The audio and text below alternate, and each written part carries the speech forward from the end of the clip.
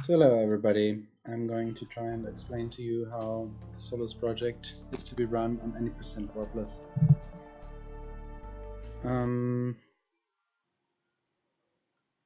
The first thing for verification process is that you show new game, you show that you're in the menu, you press new game, and you pick a slot. I'm gonna pick this one here now. Then the game starts. There are no limitations in the menu so far. Usually we run the game at 0% difficulty. So when you start the game, you want to pick 0% in the menu. And once it comes to the difficulty section selection, you just press escape and press with the mouse outside of the window, and it should actually skip that window. You can download the auto splitter in the Discord. We have a file to execute in live split so that you can run the different categories with an in-game timer. Auto splitter. That is the one we use for the timing and verification of in-game times. I think we've also submitted it to live split, so there is the possibility to use that one in the future.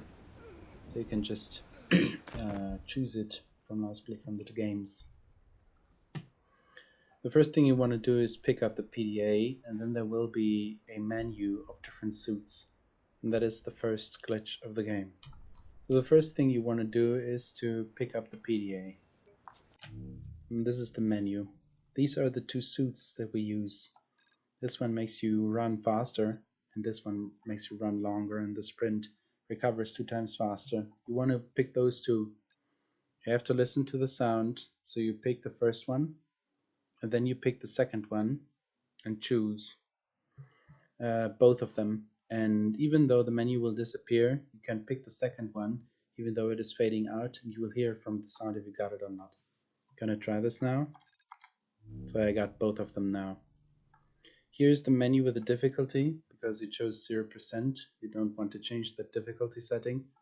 So you're clicking with the mouse outside of the menu and escape, at least that's what I do. And here the same thing. Then you go forward to the rock. Once you look at the rock, it's sometimes a little different from the timing. You are continuing the message. You can also click with the buttons and it will disappear. You pick the rock, you sharpen the other rock, and now you scroll up so you will have the sharp rock in your hand. Choose it from the normal rock. You can cut this open and go into crouch immediately. You just have to hold mouse 1 once you're in this circle, and then you can perform a duck jump, which is much higher than other jumps, and it will be useful for other setups as well. I'm going to try to do this. So once you have done that, you want to jump here so that when you're reaching the ground after skipping those two menus, you can immediately start sprinting again, because you cannot just hold sprint and forward and they will be preserved once you reach the ground again. You can hold forward and it will make you run forward, but you will not be running. You have to renew that once you hit the ground. So this way, I'm just briefly going to show how you want to do that. Skip those two menus, and then while you're midair, you're already starting to run forward, but then once you reach the ground, you renew the running command. Like this. Next thing you want to do is cut up these roots from the wall. Pick them up, and again, with mouse wheel up, you can immediately get the roots. This stick here needs to be assembled with the roots to make a torch. This is the end where you want to stick it in. And if you pick up the torch down here, the stick, it will be in your inventory. It's basically a reset. And you would have to assemble the torch in your inventory. It costs a lot of time, you don't want to do that. So you need to assemble the torch with the roots at this end of the stick. Then the torch will be ready. You can pick it up. You now have to make this normal torch into an oiled torch by putting it into this canister. Then you just run past this engine and it will be lit up. Nowadays you just need to run here. We did a series of running and jumping, because the jumping actually renews your stamina, as you can see. That is very important, especially in the beginning. but you don't have the teleport at your disposal.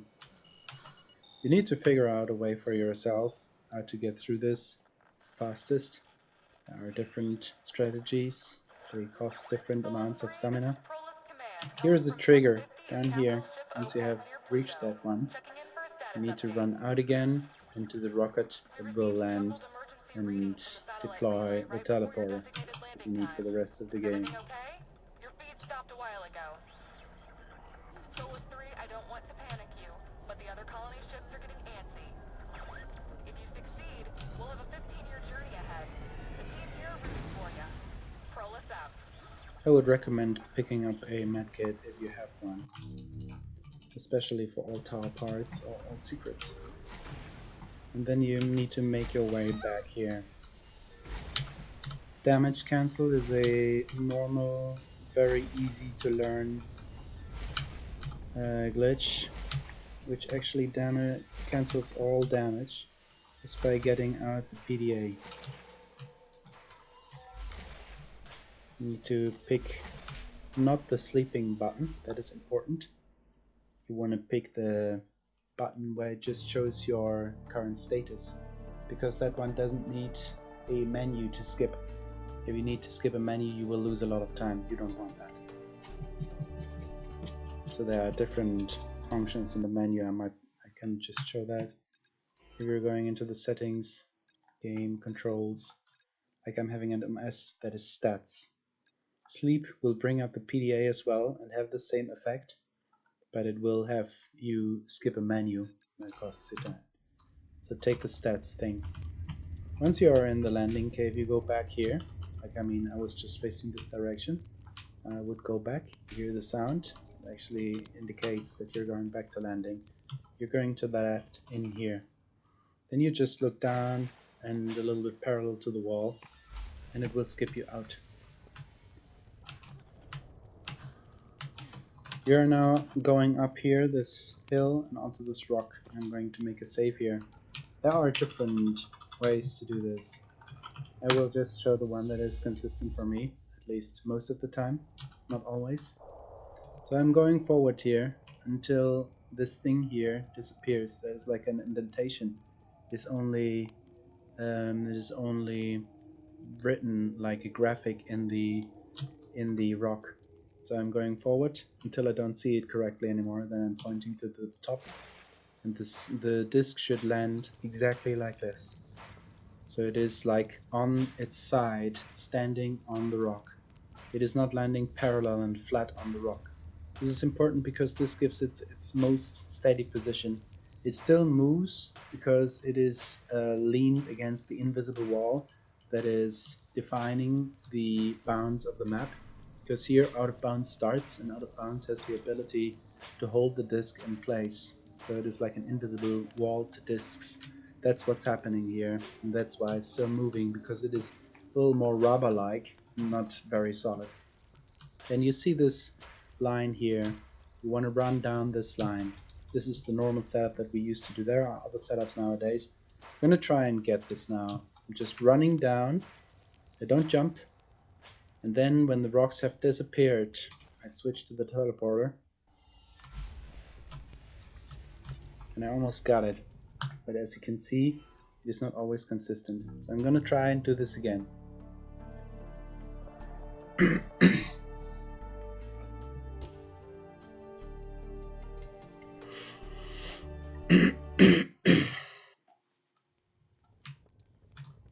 So I'm aligning here again like this, and really the only sense, the meaning, purpose of the alignment is to get the disc running like this, lying like this. I run forward, then the rocks have disappeared, I teleport. And before I reach this, I would take a lot of fall damage. I'm putting at the PDA again, and I hit the ledge. This will not always be consistent, and there can be other setups that are consistent, more consistent than what I just did there. Remember, there are shortcuts, for example for the medkit. This one is on 4, so if you need it, you can quickly use one. You should really consider this in a good run, especially. There's no big time loss. There are situations where you can do this without losing too much time. So you need to go down this cave and find your rhythm for actually getting through.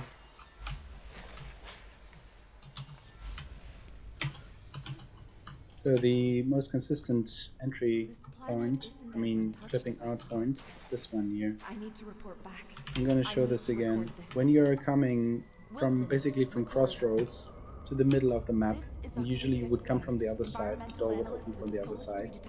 This is the door, and here, before the door, is like this position. This position is the easiest to clip out. Just stand like a little bit to the side. If it disappears, you need to turn a little bit.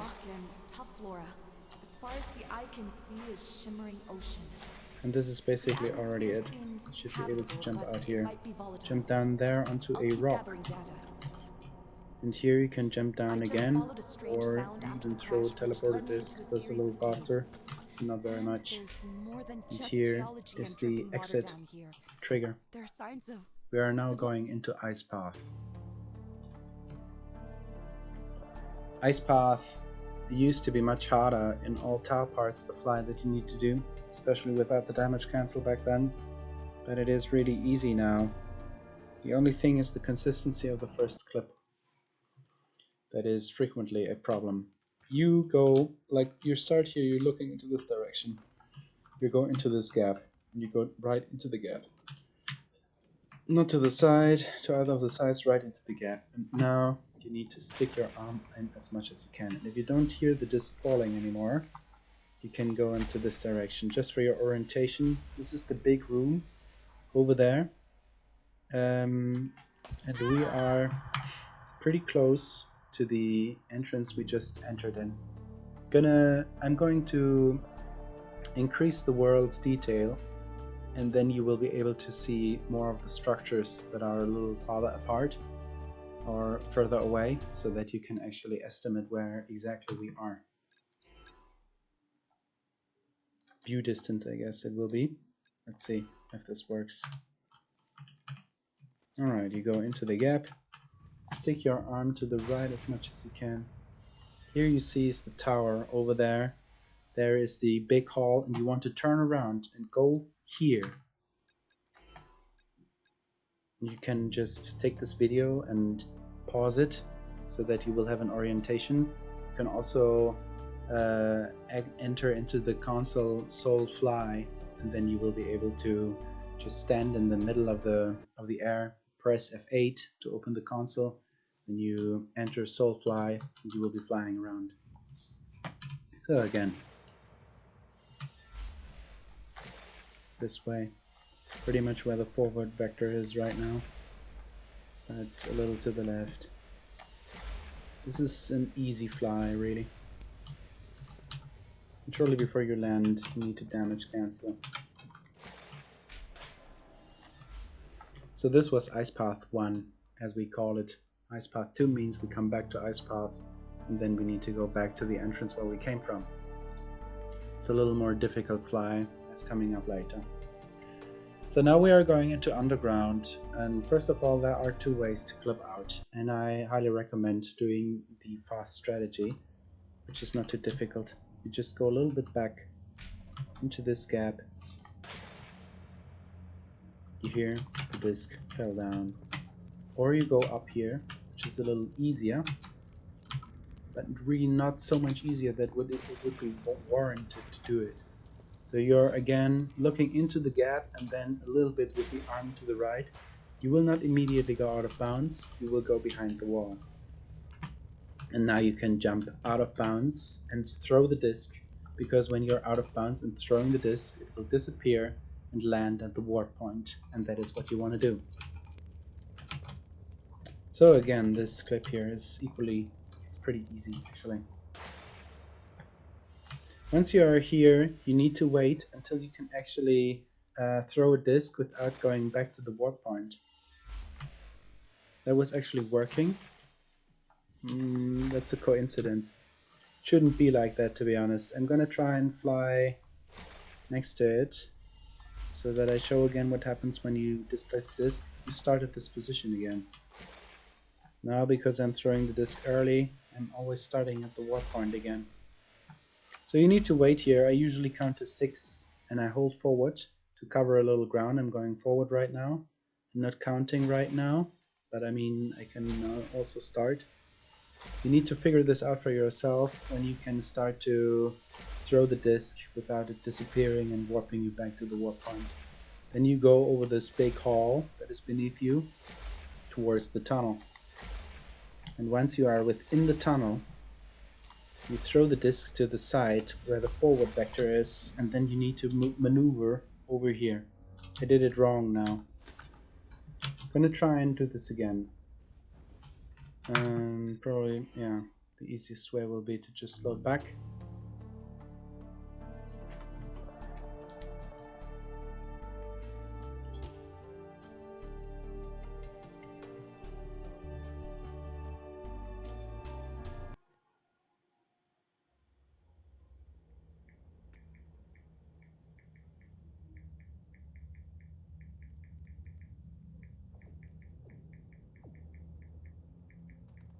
So sorry, I was actually trying to do this video live on my Twitch channel, and then the connection just broke off, and I decided to do the video for YouTube. So I'm gonna do this again. Looking to the side, going forward. 1, 2, 3, 4, 5. Usually that would be 6 already because I was talking a little bit now. And I can already do the fly. This is really fairly easy if you have a feeling for when you can actually start going forward.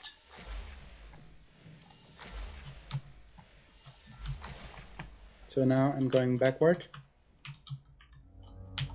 And shortly before I hit the ramp, I get out the damage cancel. If you're doing this quickly, 1, 2, 3, 4, 5, 6. If you're doing this quickly, you will be able to be mid-air still and immediately start teleporting again. So what you really need to get here, what is very difficult for beginners, is the rhythm of the disc throwing and teleportation. It will take you some time to actually get the right rhythm and keep your height, because otherwise you will not make it over this column here, for example. You need to go in an exact line between this column and the forward vector, or as you can see down there, there is not a lot of margin for error. If you're going to the side too much, you will be teleporting back to the warp point. Usually it is much easier to clip back and bounce in the back path of the tunnel and not in the forward path towards the exit, because the collision starts to add up in the further part of the tunnel, and then it's not so easy to fall through the ceiling. So we have just done underground, and you should really try this out yourself and maybe not do the fastest setup. There are other ways to clip through the ceiling, like the first fly that we do goes over a hall. You can also just fly over the hall and at some point just stop over the hall, and then there will be plenty of gaps where you can fall through. You want to fall on the upper level of the structure, and then you will be able to walk up the stairs, get the orb, and you should have thrown the disc to the side then anyway. I mean, maybe a little earlier then, or there is a backup strategy. I'm not sure if I should show that. Maybe I can quickly do that just because it will probably just be unknown. I mean, because this fly is really hard, it looks much easier than it is for people that start out with the game, and there is a little delay for teleportation and throwing, so it will not be immediate. You will think like this is a bug. It's actually the normal thing of the game. So I'm going to show a backup strategy now.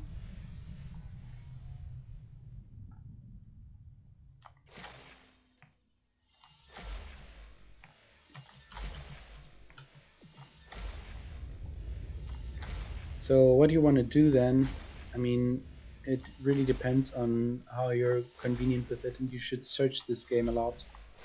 is to just throw this to the side, and now search for a point where you can actually get through the gap.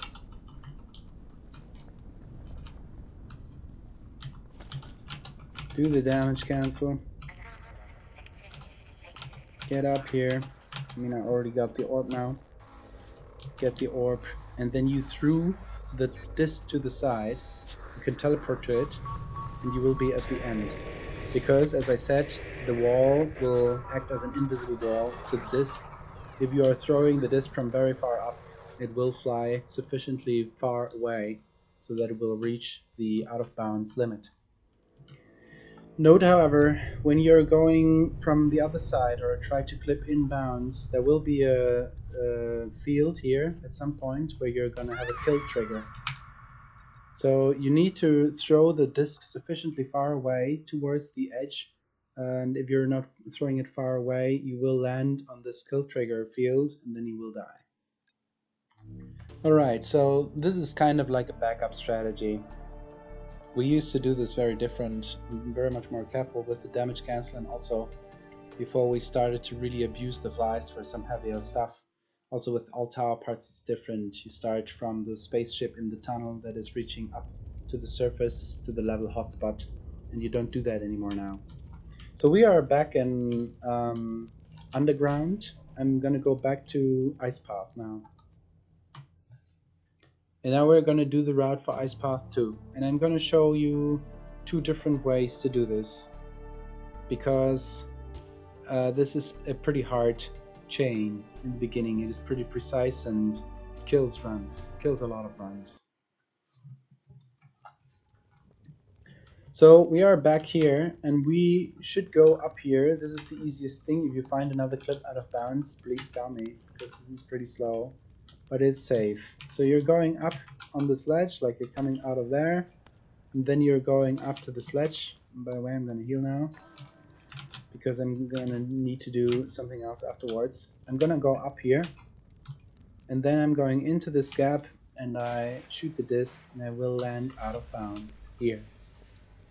Now, as you can see when you're looking down, here is the limit where the out of bounds begins. So when you're starting to go over there, and I would recommend starting with a jump, you should be careful that you're not too far to the left, like over here, because then you will throw the disc and it will go out of bounds. So we want to go over to the forward vector.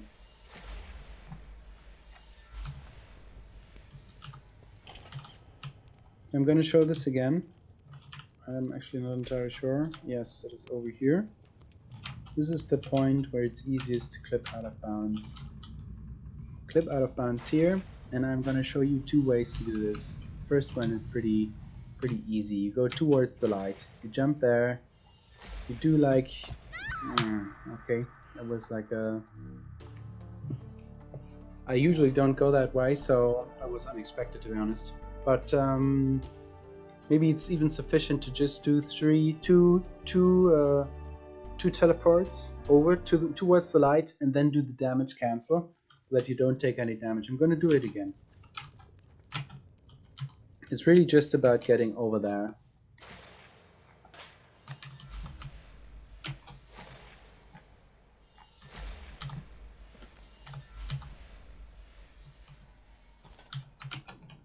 So here we are at the beginning of the level.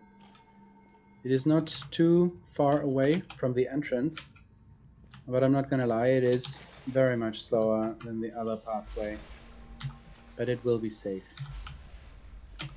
And there we are at the beginning of the tunnel. It's pretty hard to navigate through this, like these structures here, they are deviously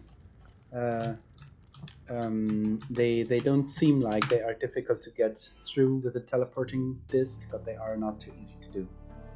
Like, it needs to be very precise, and it's extremely dark in this cave. So now I'm going to show the hard way. And there can be some updates to this way as well, I guess. But I'm just going to show how the actual chain would look like. You might want to do in the end. And it's hard, I might miss it, and then I will have to repeat it. I go over here, then I jump off while sprinting here, 45 degrees angle up, again, damage cancel, and now I need to land on this thing, like this. I could already throw another disc while I'm actually in the air doing the teleportation, and I will get up like a little higher than this ledge and immediately have to throw the disc and do the damage cancel or I will die. But if you're here, that's already very good. So you're going over the sledge, you can teleport over the sledge, and then when you're here, you're doing like 2 more teleports, and that's it. And with a little luck, you can even land directly on the trigger. So I mean, you can speed this up by doing constant throwings and teleportations. I was holding on there because this first part with the 3 teleportations is the most important, so that you get up on the ledge. And do it precisely, because if you're doing it a little bit to the right, you will slide off and fall down. If you're doing it a little bit to the left, there won't be any ledge, you will just fall down. So we are back in landing cave now. Here's the forward vector. This is the path to ice path, and we are looking at this indentation. We're going in here, crouching, going forward, and this is a really easy clip. Will get you out of the map, out of the inner level, inbounds if you like, but we're not quite out of bounds yet. Like, I mean, there is 2 kinds of out of bounds in this game. That's quite interesting. So we are kind of out of bounds, out of the level that needs to be played in, but we can still do stuff here. So that's what we're gonna do. We're gonna fly up now. We're gonna dive up through the water here, going towards this column like this. You can keep your torch in your hand because for some reason the player is not supposed to be here, so the torch will not go out. This is not real water if you want. I'm gonna show the first way and you can experiment with the other one. You go up here, you land on this rock, and now you can make a save here. I would recommend that in the beginning because doing this first try is not too easy. Then you see this wall here, and it's actually filled with water. It is toxic water, and I think the torch will go out if you go in with it, so you need to kill the torch, go in with the teleporter, jump towards the wall, and then you're just going straight up. I'm gonna make this slow. Here you see this ledge here, over there. You need to land on this. So you need to get the teleporter, the disc over there. Okay, I waited for too long and I drowned. That's also why you can really use the medkit there. So I'm gonna do it again. You need some speed, some diagonal speed going up so that you're actually in mid-air, like jumping out of the water or mid-air, so that you are kind of steady when you want to throw the disc. I'm gonna try it again. I'm gonna do the slow way. You can experiment with the harder ways if you like. I'm not gonna show this now because I'm actually not practicing it myself. But yeah, you're going into this, and now you're swimming up. Swimming goes faster with unlimited FPS, but I'm on VSync 60 now. So now look. Okay, I didn't make it, as you can see. This is a hard throw, and I didn't make it far enough forward. Like, I mean up. I didn't make it far enough up because I was already going diagonally out of the water towards the ledge too early. So I need to wait just a little more to get it. You will face the same problems here, so I can just trying to make up my mind about what is going wrong here. There are this is a difficult trick. There is another version of this trick that's going to the other side, and that has different versions in itself as well. So this is really a hard situation here in all of the game in different categories. I'm going a little bit out so that I won't get stuck at this thing here. So now I should have a good trajectory, and that's actually it. You see, I made it over. Once the disc has reached over the ledge, it will not fall off anymore because, as I said, the out of bounds functions as an invisible wall.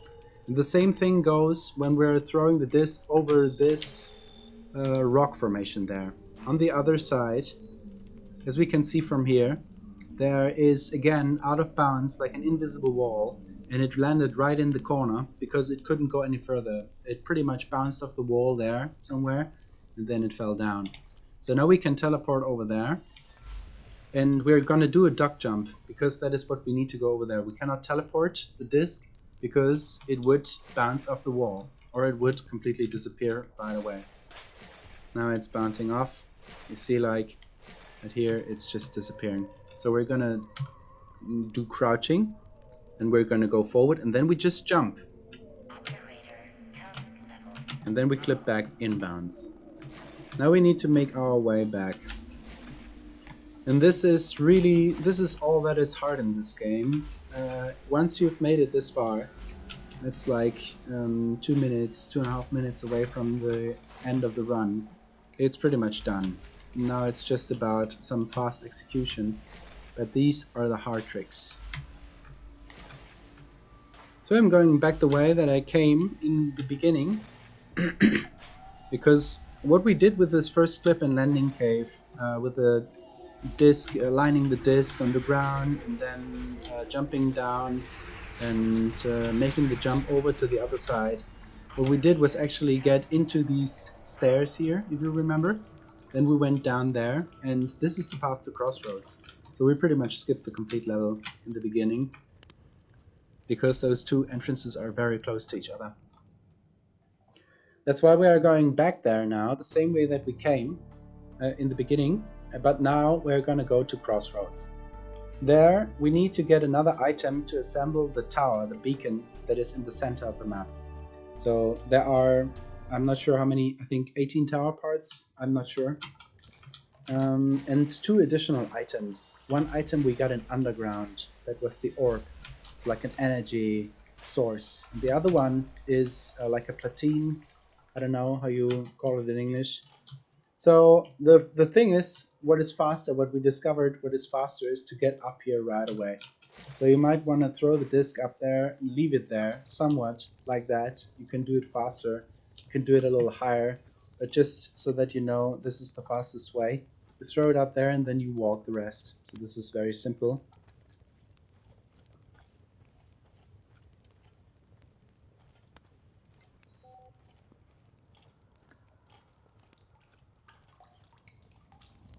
This is the item we want, the circuit board. Exactly. So you teleport here, you're up here. And this is not too easy to get up here. I would recommend a crouch jump. That makes things a lot easier, and you could still fall off. So don't wonder about that, that frequently happens. Now we made it, and now we just need to get to the beacon there. So the next thing I'm going to explain is tower part duping. And you can do this with every item besides secrets. So you see a lot of tower parts, we skip pretty much all of them. I'm going to insert first those 2 unique items. They cannot be duped, they need to be picked up by themselves in the levels, in their locations. So what I'm going to do now is press 9 on my keyboard, and that brings out the tower part.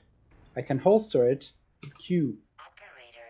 So how do you dupe this now? The first version of duping this is to get it out, holster it, and then just insert it. Then you get it out again, you holster it, and then you insert it. That is the slow way, but it is steady, and it will never make your game crash. The fast way is, you have it out, you input it, and you holster it immediately, and you need to find the right rhythm or the game will crash. So this looks something like this.